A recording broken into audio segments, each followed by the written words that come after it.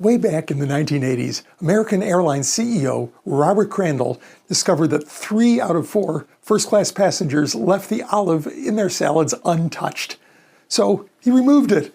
That saved $40,000 a year, and apparently nobody noticed. That story became the operating system for profit-maximizing executives. Find small, invisible cuts, pocket the savings, look for more. There's just one problem. That advice, it's actually dangerous. And Panera Bread shows us why.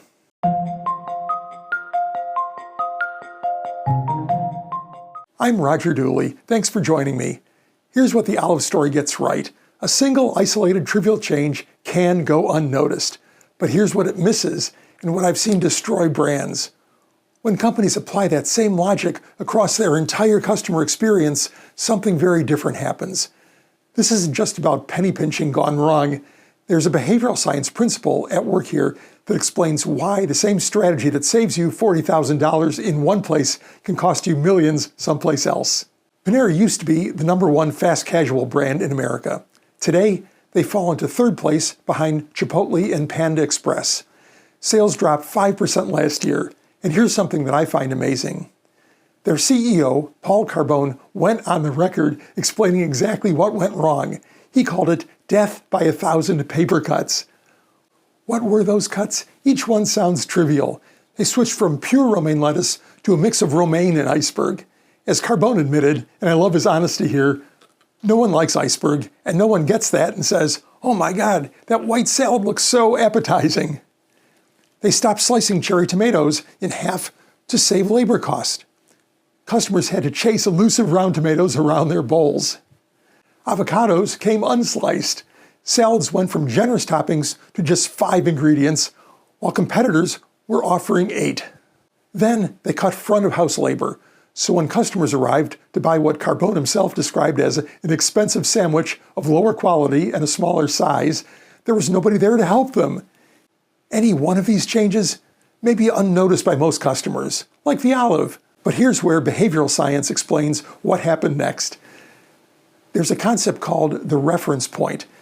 It's your customer's expectation of what the experience should deliver. Every time you fall short of that reference point, you trigger loss aversion, and losses compound psychologically. The science on this is clear. Losses loom about twice as large in our brains as equivalent gains. So when your sandwich shrinks, your salad looks sad, and your tomatoes are uncut, and there's nobody to help you, customers don't experience 4 small disappointments. They experience a fundamental violation of what your brand promised them. I've seen this same pattern in the cruise industry. I used to enthusiastically recommend Oceania cruises.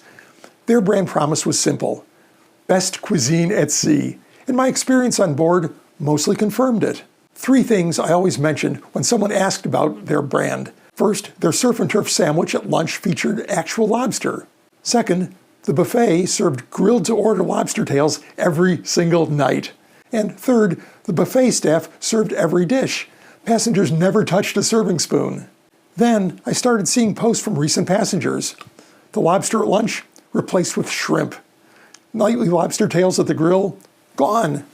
Staff serve buffet, now self-serve. Each cut probably looked like a win in some executive's spreadsheet, but here's what happened to me as a brand advocate.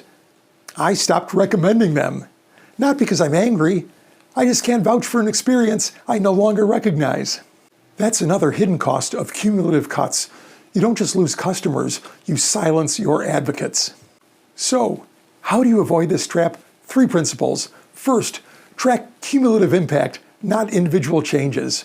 When your finance team proposes cutting portions, switching ingredients, reducing staff, and adding fees, someone needs to model what this does to the total experience. That someone should be marketing. Second, protect your signature differentiators. Whatever makes your brand special should be the last thing you cut, not the first. When you cut the very things that define your brand promise, you're not saving money, you're destroying your brand equity. Third, understand the customers feel losses. They don't calculate them. They're not thinking, well, that lettuce is worse, but at least the parking is free. They're feeling cheated. But here's my biggest takeaway. What if you flipped the entire model? Instead of looking for tiny cuts customers won't notice, what if you look for tiny enhancements they won't consciously notice either? Small, inexpensive ways to make the product or service just a little bit better. The psychology works in reverse, too. Each small improvement might be invisible on its own, but stack a few of them together and customers perceive a better overall experience, even if they can't pinpoint exactly why. What if, instead of removing an olive, you added one? Now, personally, an olive wouldn't be my delight trigger, unless maybe it was stuffed with blue cheese. Then we're talking. But you get the point. The same compounding effect that destroys brands when you're cutting can build loyalty when you're adding. The question isn't just, what can we take away without anyone noticing? It's, what small thing could we add that makes people feel like they're getting more than they expected? Find your olive, then add it.